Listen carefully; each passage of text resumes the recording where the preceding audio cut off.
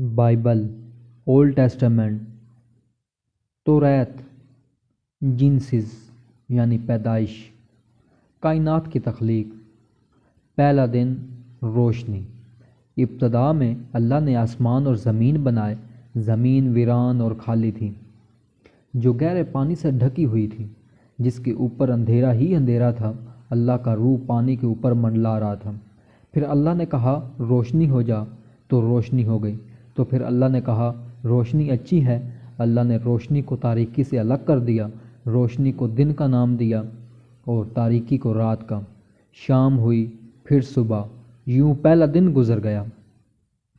دوسرا دن، آسمان۔ اللہ نے کہا پانی کے درمیان ایک گنبد پیدا ہو جائے، جس سے نچلا پانی اوپر کے پانی سے الگ ہو جائے۔ تو ایک گنبد پیدا ہو گیا، جس سے نچلا پانی اوپر کے پانی سے الگ ہو گیا۔ گنبد کو آسمان کا نام دیا۔ شام ہوئی، پھر صبح، یوں دوسرا دن گزر گیا۔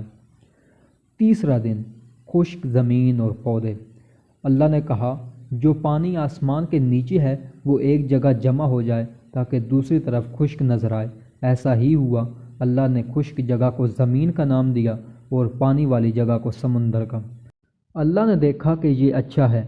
پھر اس نے کہا کہ زمین ہریاول پیدا کرے، یعنی ایسے درخت پودے جو اپنے پھل کے بیج رکھتے ہوں۔ تو ایسا ہی ہوا۔ پھر شام ہوئی، پھر صبح، یوں تیسرا دن گزر گیا۔ چوتھا دن، سورج، چاند اور ستارے۔ اللہ نے کہا آسمان پر روشنیاں پیدا ہو جائیں تاکہ دن اور رات میں امتیاز ہو جائے۔ اس طرح مختلف موسموں، دنوں اور سالوں میں بھی آسمان کی یہ روشنیاں دن کو روشن کریں۔ تو ایسا ہی ہوا۔ اللہ نے دو بڑی روشنیاں بنائی، سورج جو بڑا تھا دن پر حکومت کرنے اور چاند جو چھوٹا تھا رات پر حکومت کرنے کو۔ اس نے انہیں آسمان پر رکھا تاکہ وہ دن اور رات پر حکومت کریں۔ اللہ نے یہ دیکھا کہ یہ اچھا۔ شام ہوئی، پھر صبح، یوں چوتھا دن گزر گیا۔ پانچواں دن، پانی اور ہوا کے جاندار۔ اللہ نے کہا پانی آبی جانداروں سے بھر جائے اور پرندے ہوا میں اڑتے پھریں۔ اللہ نے بڑے بڑے سمندری جانور بنائے اور دوسری سمندری مخلوقات بھی، اور ہر قسم کے پر رکھنے والے پرندے بنائے۔ اس نے انہیں برکت دی تاکہ پھلو پھولو اور تعداد میں بڑھتے جاؤ، سمندر تم سے بھر جائے۔ اللہ نے دیکھا کہ یہ اچھا ہے، تو ایسا ہی ہوا۔ شام ہوئی، پھر صبح، یوں پانچواں دن گزر گیا۔ چھٹا دن، زمین پر چلنے والے جانور اور انسان۔ اللہ نے کہا کہ زمین ہر قسم کے جاندار پیدا کرے، مویشی، رینگنے والے اور جنگلی جانور۔ تو ایسا ہی ہوا۔ پھر اللہ نے کہا کہ آؤ اب ہم انسان کو اپنی صورت پر تخلیق کریں، وہ ہم سے مشابہت رکھے تاکہ وہ آسمان پر اڑنے والے پرندے، زمین پر چلنے والے جانور اور تمام آبی مخلوقات پر حکومت کریں۔ یوں اللہ نے انسان کو اپنی صورت پر بنایا، انہیں مرد اور عورت بنایا تاکہ وہ زمین میں پھلے پھولے اور بڑھتا جائے۔ اللہ نے کہا کہ تمام بیجدار درخت تمہارے ہی ہیں، میں انہیں تم کو کھانے کے لیے دیتا ہوں، اور جانوروں کے لیے زمین میں ہر پانی ہے۔ اللہ نے دیکھا کہ یہ اچھا ہے، تو ایسا ہی ہوا اور بہت اچھا بن گیا۔ یوں شام ہوئی، پھر صبح، اس طرح چھٹا دن گزر گیا۔ ہم نے کائنات کی تخلیق کو مذہبی نقطہ نظر کے حوالے سے جانا ہے۔ اب ہم ارتقائی نقطہ نظر کو زیر بحث لاتے ہیں، جو ہراری نے اپنی کتاب سیپینز میں بیان کیا ہے۔ 13.5 ارب سال پہلے مادہ، توانائی اور وقت وجود میں آئے، جنہیں آج ہم بگ بینگ کے نام سے ماخوذ کرتے ہیں۔ 3 لاکھ سال پہلے مادہ اور توانائی یکجا ہوئے تو ایٹم نامی ذرات وجود میں آئے۔ جب ایٹمی ذرات آپس میں ملے تو مالیکیول نامی شے وجود میں آئی۔ مالیکیول، ذرات اور ان کے آپسی میل کو ہم کیمسٹری یا کیمیا کہتے ہیں۔ 4.25 ارب سال پہلے ایٹمی سالموں میں کچھ ایسا کیمیائی ملاپ ہوا کہ انتہائی پیچیدہ بافتوں کی ساخت وجود میں آئی۔ اس ساخت کو نامیاتی اجسام کا نام دیا جاتا ہے۔ اس کہانی کو ہم بیالوجی یعنی حیاتیات کا نام دیتے ہیں۔ دنیا میں لاکھوں نامیاتی اجسام پائے جاتے ہیں، ان میں سے ایک نامیاتی قسم یعنی انسان نے باقی انسانوں کے ساتھ مل کر جو یکتا بناوٹ ایجاد کی، رہن سہن کی اس مفصل اور پیچیدہ ساخت کو تہذیب یا ثقافت کہا جاتا ہے۔ وقت کے دھارے میں انسانی تہذیب کے ارتقاء کی کہانی کو تاریخ کہا جاتا ہے۔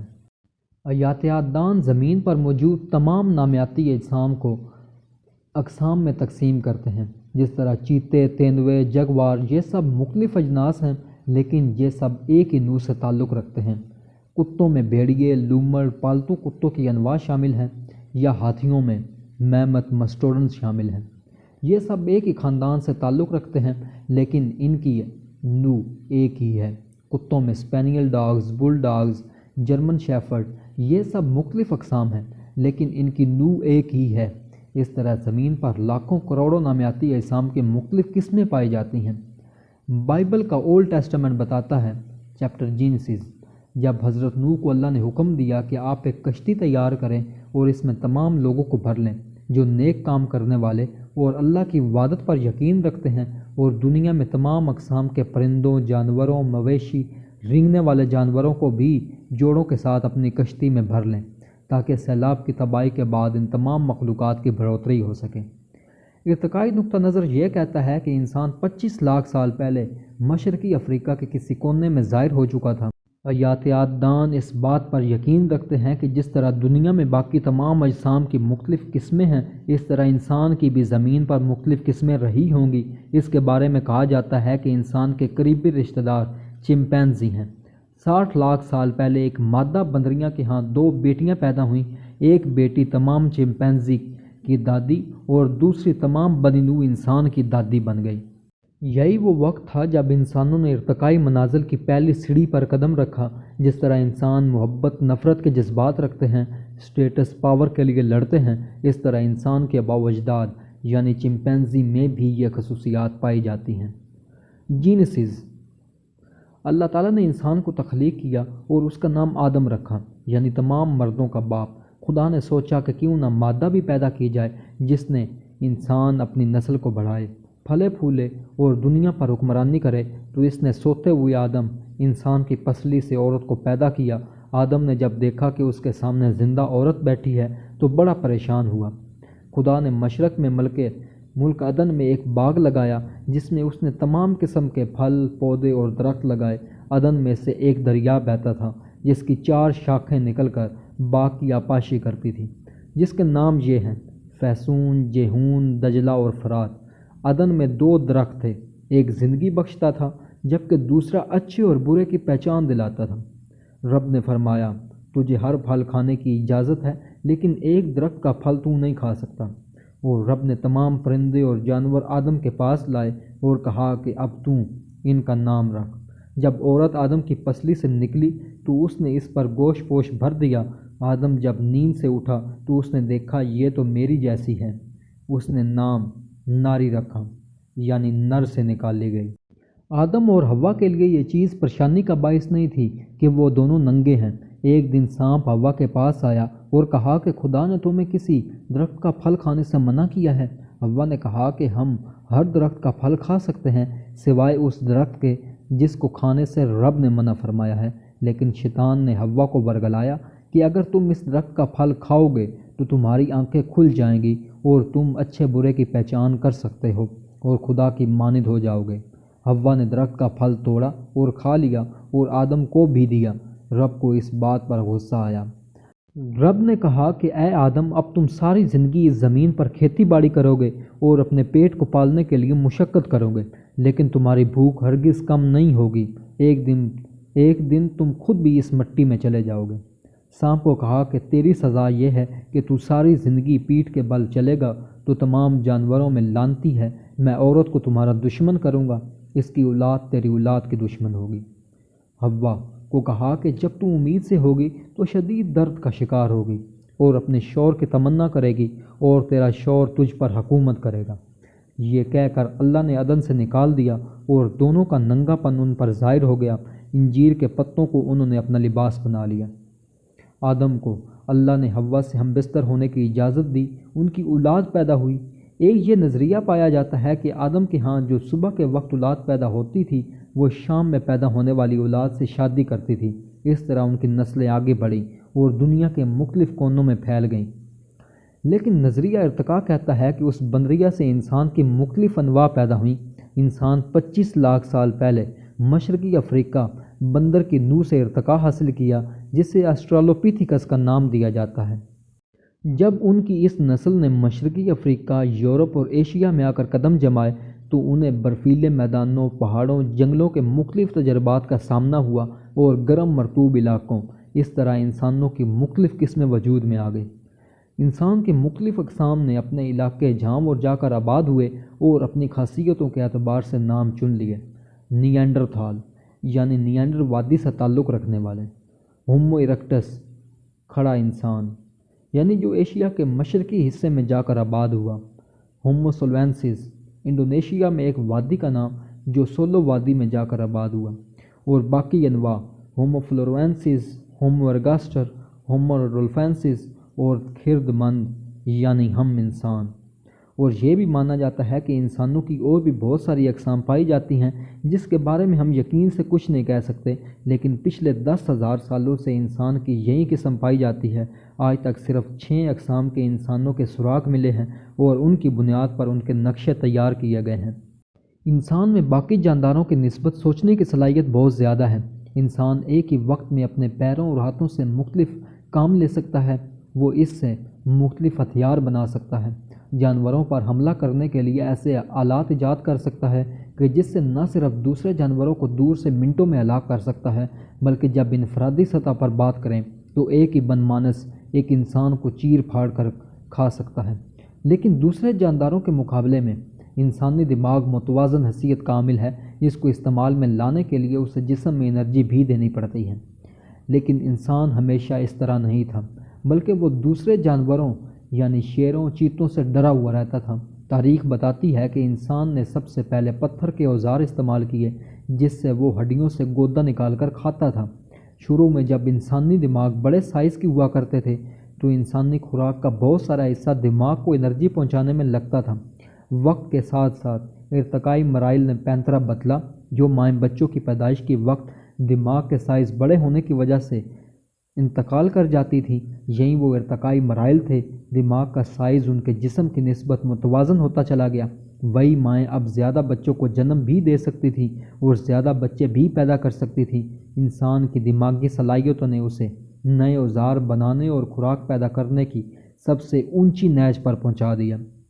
اس ارتقائی مراحل کو دوسرے پہلوؤں کے ساتھ جوڑ کر ہمیں پتہ چلتا ہے، یعنی جب ایک بچڑا پیدا ہوتا ہے تو پیدائش کے فوراً بعد ہی دوڑنا شروع کر دیتا ہے، دنیا کے رموز سے واقف ہوتا ہے، کیا خوراک کھانی ہے، وہی خوراک کہاں سے اور کس سے حاصل کرنی ہے۔ جب ایک انسانی بچے کو دنیا میں آنے کے بعد تمام تر چیزیں سکھانی پڑتی ہیں، تعلیم دینی پڑتی ہے، معاشرے کے ادب و آداب سے واقف کرایا جاتا ہے، جب تک کہ اسے سکھایا نہ جائے وہ چیزیں معاشرہ، استاد اور والدین سکھاتے ہیں۔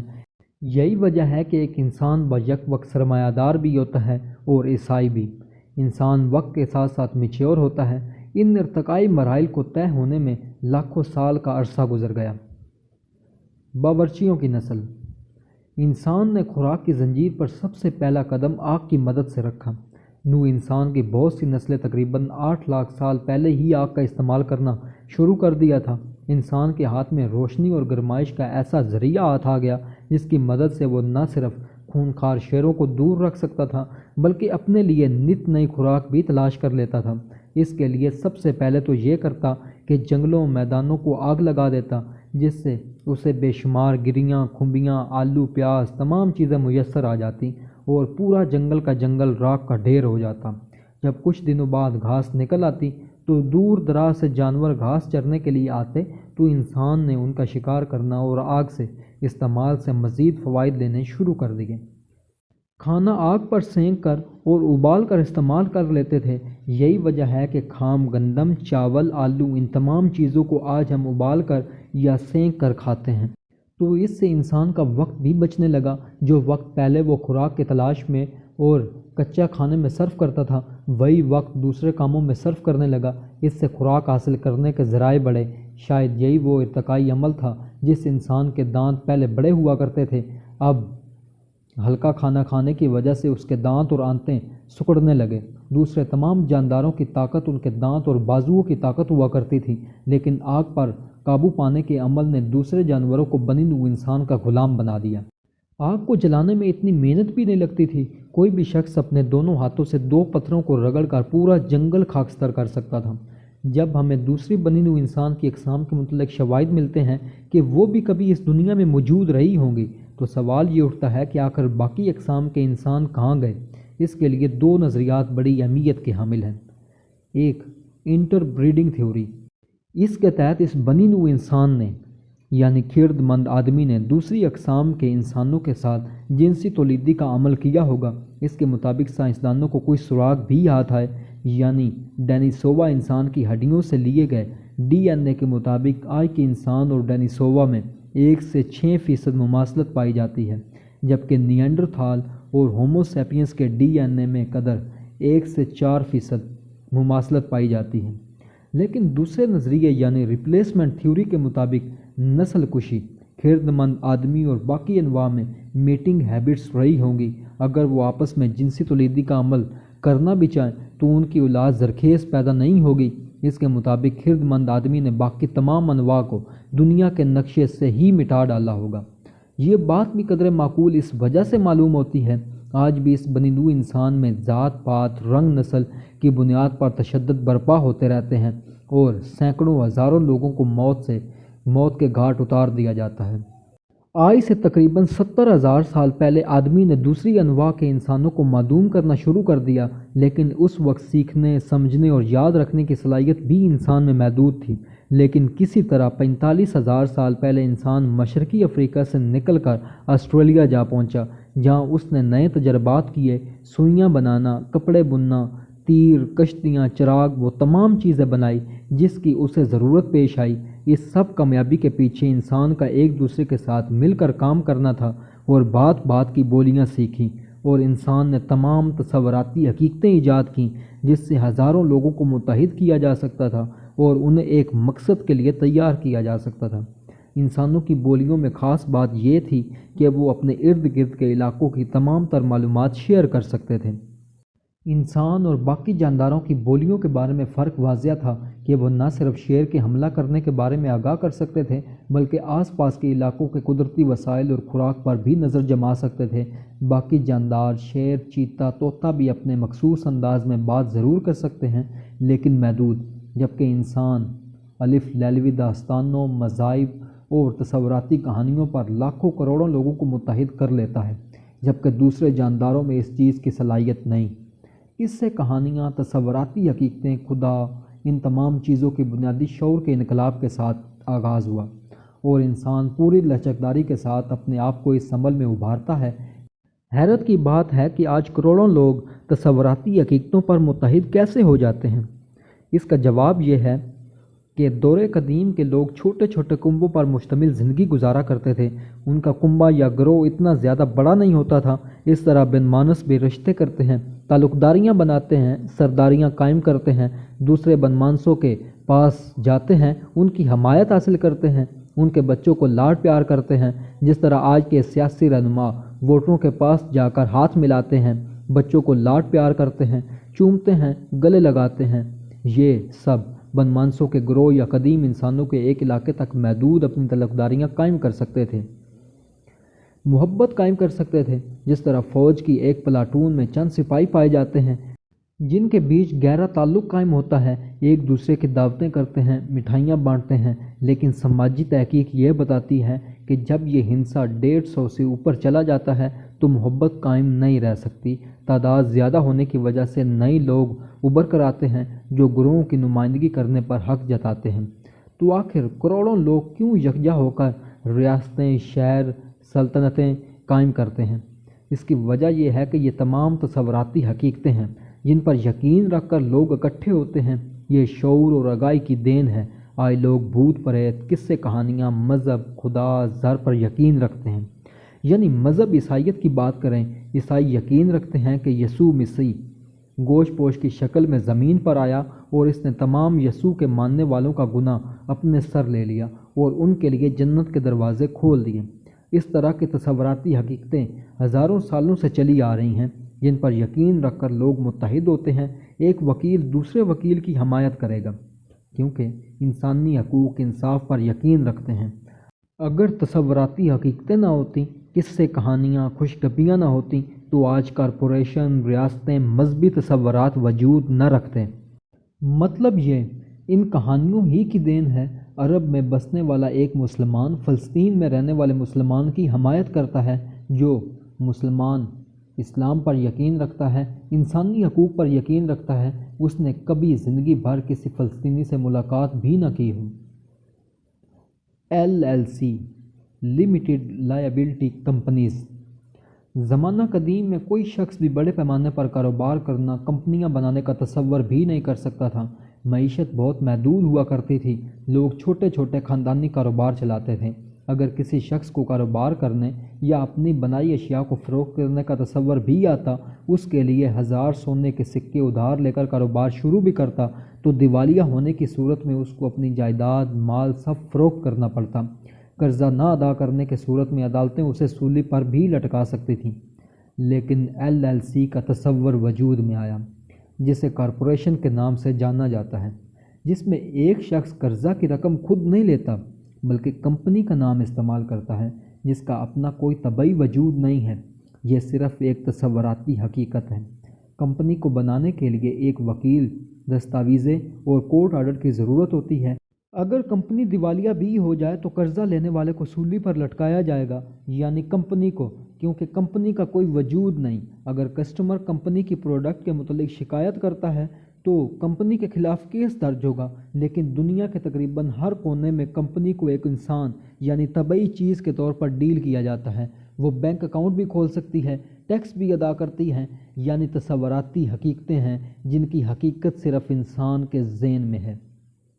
ایپل کمپنی ہر سال کروڑوں موبائل اسمبل کرتی ہے، فروخت کرتی ہے۔ اس کے لاکھوں ملازمین ہیں، شیئر ہولڈرز ہیں، بینک اکاؤنٹس ہیں، کروڑوں روپے ٹیکس بھی ادا کرتی ہے۔ اس کے تمام ملازمین دنیا بھر میں ایک ایسے تصور کے تحت کام کر رہے ہیں۔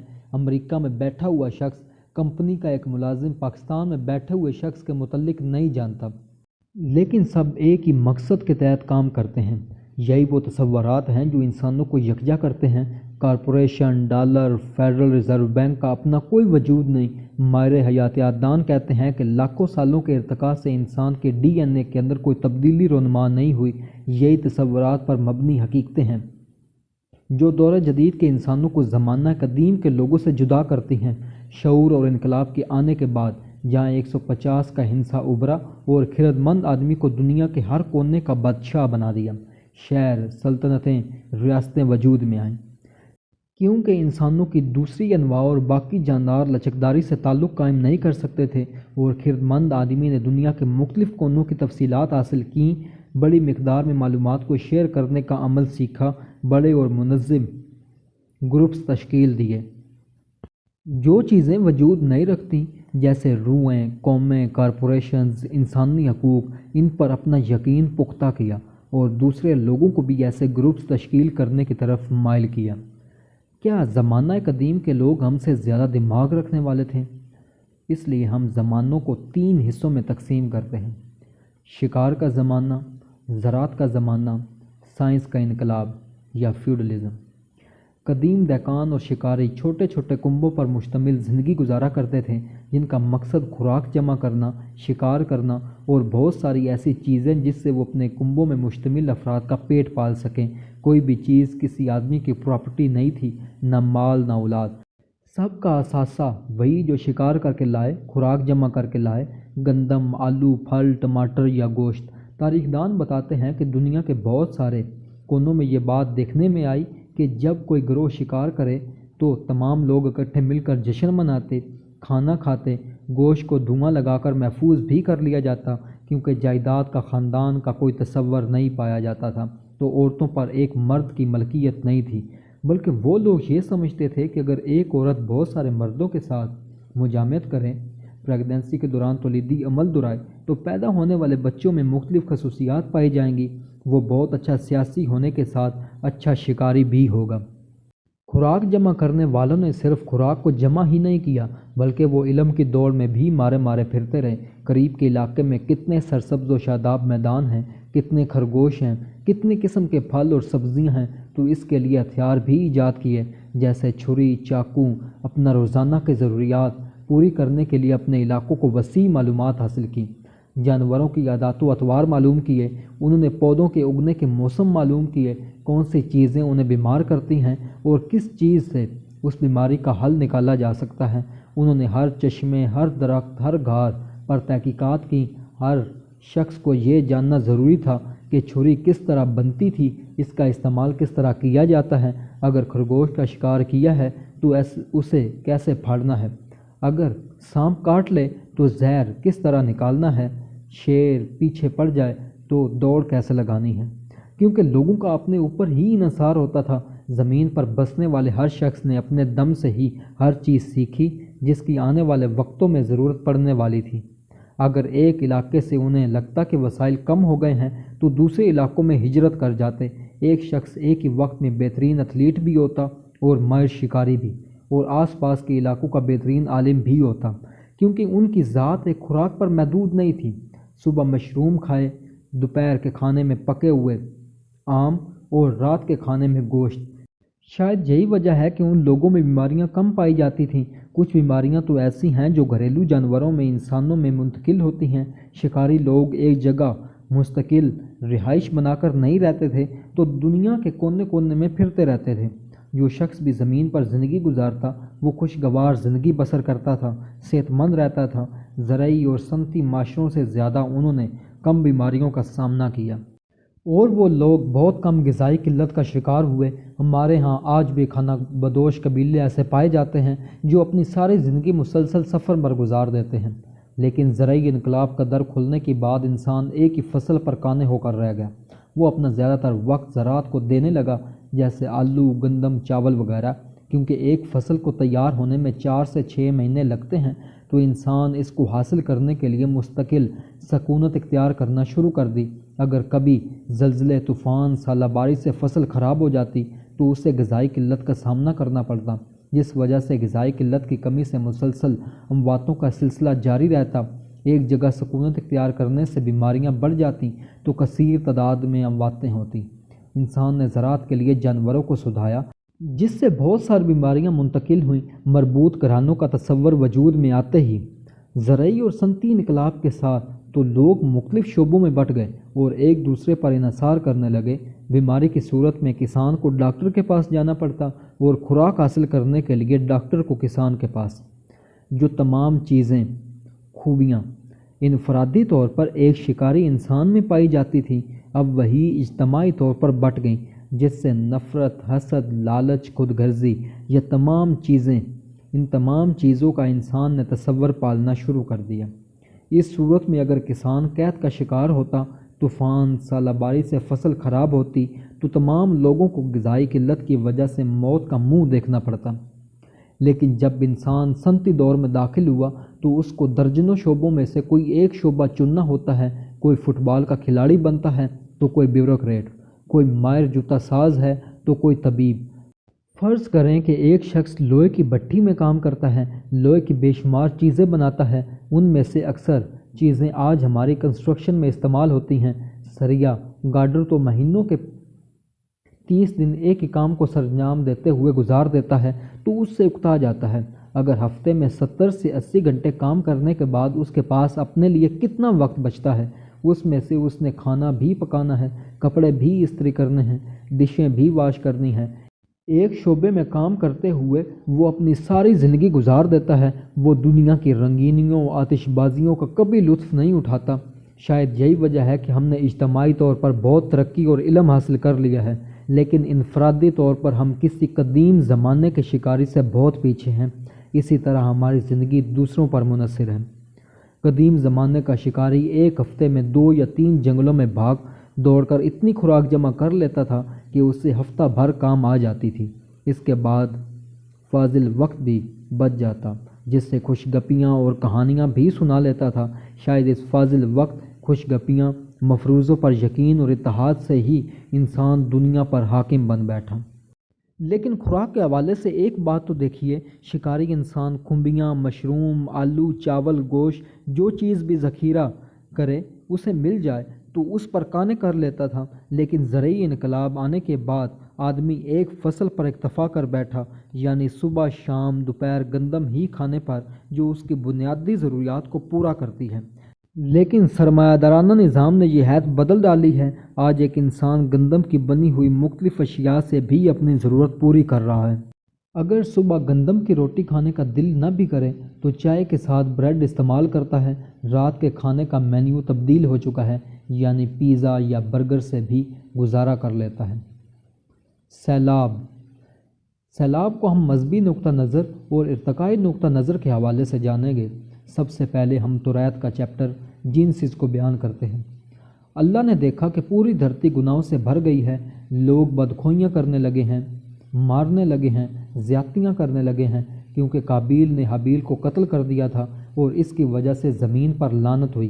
خدا نے دیکھا کہ تمام بنی نوع انسان میں نوح ایک ایسا آدمی ہے جو پاک باز ہے، راہ راست پر ہے، میری پاکی بیان کرتا ہے، اور چند لوگ ایسے بھی ہیں جو اس کی پیروی کرتے ہیں، وہ بھی براہ راست راہ پر ہیں۔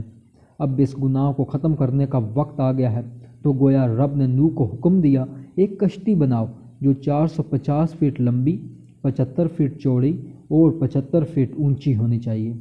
اس میں تمام پرہیزگار لوگوں کو بھر لو۔ نوح کی اولاد حام، یافس اور سم اور ان کی بیویاں بچے بھی چڑھ گئے۔ حلال جانوروں اور پرندوں کے 7 نر اور 7 مادہ کو بھی شامل کر لیا گیا، جبکہ حرام جانوروں پرندوں کا ایک نر اور ایک مادہ تھا۔ رب نے آسمان سے بارش برسائی اور وہ 40 دن اور 40 رات تک چلتی رہی۔ نوح کی عمر 600 سال تھی جب بارش کا آغاز ہوا۔ تقریباً 6 ماہ تک زمین پر سیلاب اور بارش کا پانی موجود رہا، جس سے کشتی سے باہر رہنے والے انسان، جانور، پرندے مر گئے۔ اللہ نے نوح سے کہا، زمین میں پھلو پھولو اور اپنی تعداد کو بڑھاؤ۔ ان کا دین وہی تھا جو خدا نے آدم اور اس کی اولاد کو دیا۔ اچھے اور نیک کام کرتے رہو، تمام دنیا کی مخلوقات پر میں نے تمہیں اختیار دے دیا ہے۔ انسان کو قتل مت کرنا، کیونکہ اس نے اپنی صورت پر اسے بنایا ہے۔ اگر تم اسے تکلیف دو گے تو میں تمہیں سخت سزا دوں گا۔ اب ہم ارتقائی نقطہ نظر کو جانتے ہیں، کیونکہ بائبل جینسز پیدائش یہ کہتی ہے کہ خدا نے انسان کو ان کے گناہوں کے سبب سزا دی۔ جب انہوں نے خدا اور اس کے دین اور پیغمبر کی باتوں پر عمل نہیں کیا تو وہ اپنی ہی غلطی کا شکار ہو گئے اور مر گئے، اور ان کو فوری سزا مل گئی۔ تو کشتی سے نکلنے والے جانوروں، پرندوں اور انسانوں کے ساتھ عہد باندھا کہ اب زمین پر ایسا سیلاب کبھی نہیں آئے گا اور زمین کو تباہ نہیں کیا جائے گا۔ شاید یہی وجہ ہے کہ جنت اور جہنم کا تصور وجود میں آیا۔ جو لوگ نیک اعمال کریں گے ان کو قیامت کے دن ان کی اچھائی کا بدلہ دیا جائے گا، اور گناہ کرنے والوں کو اس سے فوری سزا نہیں دی جائے گی۔ ان کی موت کے بعد قیامت کے دن ان کے گناہوں کے سبب جہنم میں پھینکا جائے گا۔ لیکن ارتقائی نقطہ نظر یہ کہتا ہے کہ ہم ٹھیک سے تو ان کے مذہب کے بارے میں نشاندہی نہیں کر سکتے، لیکن کچھ شواہد کے مطابق وہ اینیمسٹ رہے ہوں گے، یعنی روحیت مذہب کے ماننے والے۔ روحیت یعنی چٹانوں، ندیوں، پرندوں اور ہر چیز میں روح بستی ہے۔ اسے خوشی کا احساس بھی ہوتا ہے اور تکلیف بھی۔ اس کی بھی تو خواہشات ہیں، آرزوئیں ہیں۔ دنیا کا ہر جاندار، غیر جاندار، سب میں روحیں ہیں۔ زمانہ قدیم کے لوگ جب کسی ہرن کو ذبح کرتے ہوں گے تو اس کی روح سے اجازت لیتے ہوں گے۔ اجازت دینے پر ہرن کی روح کہتی ہوگی، میں نے اپنے آپ کو دوسری روح کو خوش کرنے کے لیے قربان کر دیا۔ لیکن ماہر آثار قدیمہ کو ایسے کھوپڑیوں کی قبریں ملی ہیں جس سے پتہ چلتا ہے کہ وہ لوگ بھی سرداری برادری کے نام پر لڑتے تھے، پرتشدد تھے۔ لیکن کچھ محققین کا ماننا ہے کہ ظلم اور تشدد زرعی انقلاب کے ساتھ شروع ہوا۔ اگر چند جگہوں پر اس کے آثار ملے ہیں تو وہ تعداد اتنی زیادہ نہیں جتنی آج لوگ بھوک، قحط، افلاط سے مر جاتے ہیں۔ انسان نے جب افریقہ کے جنگلوں اور بیابانوں سے گزر کر آسٹریلیا کا رخ کیا تو وہ موسم ان کے لیے خوشگوار ہرگز نہیں تھا۔ یہ آج سے 45,000 سال پہلے کی بات ہے، جب انسان نے سمندر کو پار کیا، اس کے لیے کشتیاں بنائیں، کپڑے بنے، کھانے پینے کا سامان اکٹھا کیا، پرندوں کو ذبح کر کے اپنے ساتھ رکھا۔ جن حالات سے انسان کو واسطہ پڑتا گیا اور تجربات لیتا گیا، ان سے نمٹنے کا عادی بھی بن گیا۔ تو انسان کے قدم رکھتے ہی آسٹریلیائی زمین پر موجود بڑے بڑے دو ہیکل جانور، ڈپٹروڈون، تھیلی دار جانور، لیزرڈ، کینگرو معدوم ہونا شروع ہو گئے۔ انسان کی ارتقاء میں یہ چیز پائی جاتی ہے، جب وہ مشکلات کا سامنا کرتا ہے تو اس کی شخصیت پختہ ہوتی جاتی ہے، اس کی ذات میں انقلاب برپا ہوتا جاتا ہے اور اس میں چھپی ہوئی صلاحیتیں نکھر کر سامنے آتی ہیں۔ اگر ہم اس پہلو کو دیکھیں تو انسان نے آسٹریلیا روانگی کے وقت ایسے حالات کا سامنا کیا، شکار کرنے کی نئی راہیں کھوجیں، ان کے لیے جدید اوزار بنائے۔ لیکن کچھ تحقیق دان دیوہیکل جانوروں کا صفحہ ہستی سے مٹ جانے کو موسمیاتی تبدیلی گردانتے ہیں، لیکن کچھ کے مطابق دیوہیکل جانوروں کی معدومیت میں انسان کا ہاتھ تھا۔ کائنات میں متعدد کولنگ اور وارمنگ کے سائیکلز 1,00,000 سال کے بعد آتے رہتے ہیں، لیکن پچھلے 70,000 سال میں ایسا کوئی آئس ایج کا واقعہ رونما نہیں ہوا۔ ڈپٹروڈن نے آسٹریلیا کے خطے پر لاکھوں سالوں تک ارتقاء کی منزلیں چڑھی۔ دوسرے آئس ایج کے واقعات میں میس ایکسٹنکشن کا کوئی واقعہ رونما نہیں ہوا، لیکن انسانوں کے قدم رکھتے ہی تمام خطے سے آسٹرچز، کینگرو، ڈپٹروڈن، میمتھ، سلاتھ، جن کے وزن 200 کلوگرام سے 8 ٹن تک ہوا کرتے تھے، ان کا خاتمہ ہو گیا۔ شاید اس کی وجہ یہ ہے کہ ایسے جانوروں کی بچہ جننے کا عمل لمبا ہوتا ہوگا، اور اگر ہر سال انسان ایک جانور کو بھی ختم کرے، چند ہزار سالوں میں ان کا خاتمہ ہو گیا ہوگا۔ دوسرا یہ کہ انسان بہت لچکدار جانور ہے، پھرتیلا ہے، تیز بھاگ دوڑ سکتا ہے، شکار کر سکتا ہے، اور سب سے بڑی بات، ہتھیار کا استعمال بخوبی جانتا ہے، تو اس سے پورے جنگل کو آگ لگا دیتا ہوگا، جس سے تمام جانور مر کھپ گئے ہوں گے، اور اس سے نکلنے والی گھاس کو دور سے چرنے والے جانور، کیونکہ گوشت کا بہت بڑا ذخیرہ ہوتے ہوں گے، ان کو محفوظ کر کے انسان کئی دن تک استعمال کر لیتا ہوگا۔ تو یہی وہ سیلاب تھا جس سے وہ تمام چیزیں معدوم ہو گئیں، صرف وہی بچ گئی جس کو انسان نے زندہ رہنے دیا، اور انسان خوراک کی سب سے اونچی زنجیر پر براجمان ہو گیا۔ لیکن دوسرے جانداروں کی میس ایکسٹنکشن زرعی اور صنعتی انقلاب آنے کے بعد بھی جاری ہے۔ صنعتوں سے نکلنے والا فضلہ جب سمندر میں جاتا ہے تو آج بھی آبی مخلوق لاکھوں کی تعداد میں موت سے ہمکنار ہو جاتی ہیں۔ مذہبی نقطہ نظر یہ کہتا ہے کہ کیونکہ خدا کو انسان کی زمین پر حرکتیں بری لگیں، جس کے سبب اس نے ایک نیک پاک آدمی کو تمام مخلوقات پر حکمران بنا کر اسے سیلاب سے بچا لیا، صرف وہی مخلوقات بچی جنہیں اس نے کشتی پر سوار کیا تھا، باقی تمام دیوہیکل جانور، پرندے، مویشی سب ہلاک ہو گئے۔ یہ تمام خدائی احکامات پر عمل نہ کرنے کا نتیجہ تھا کہ جس کا قہر انسان کے گناہ کے سبب باقی مخلوقات کو ملا۔ لیکن ارتقائی نقطہ نظر بیان کرتا ہے کہ جب انسان زمین پر تعداد میں بڑھنا شروع ہو گئے، وہ دنیا کے مختلف حصوں میں جا کر آباد ہوئے، تو دیوہیکل جانوروں، پرندوں کی معدومیت کا ایک ایسا سیلاب امڈا کہ ان کی مختلف اقسام دنیا سے رفتہ غائب ہو گئی، صرف وہی مخلوقات زندہ بچیں جنہیں انسان نے خود چھوڑ دیا تھا یا انہیں اپنا غلام بنا لیا۔ آج دنیا کی تمام مخلوقات میں، چاہے وہ جانور ہوں، رینگنے والے، دوڑنے والے، مویشی، پرندے، سب انسان کے پنجرے میں قید ہیں۔